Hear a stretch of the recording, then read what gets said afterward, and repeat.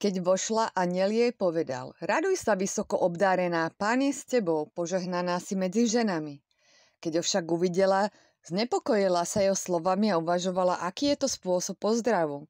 Tedy jej anjel odpovedal: Neboj sa, Mária, lebo si našla milosť u Boha. Lukáš 1 od 28 do 30. Nebeský Otče, ďakujem ti za tvoju priazeň a prítomnosť v mojom živote. Tak ako si vyvolil Máriu a nazval si ju veľmi obľúbenou, verím, že tvoja milosť je dnes aj na mne. Pomôž mi kráčať vo viere a nebáť sa s vedomím, že ty si so mnou. Naplň moje srdce dôverou v tvoje zasľúbenia a dovol mi prijať povolanie, ktoré si vložil do môjho srdca. Nech vždy dôverujem tvojmu Božiemu plánu a viem, že tvoja priazeň otvára dvere, ktoré nikto nemôže zavrieť. V Ježišovom mene. Amen. Ja vyhlasujem, že som Bohom veľmi obľúbená a požehnaná. Jeho prítomnosť ma obklopuje a ja kráčam v Božej priazni. Ja vyhlasujem, že strach nemá v mojom živote miesto, pretože Pán je so mnou.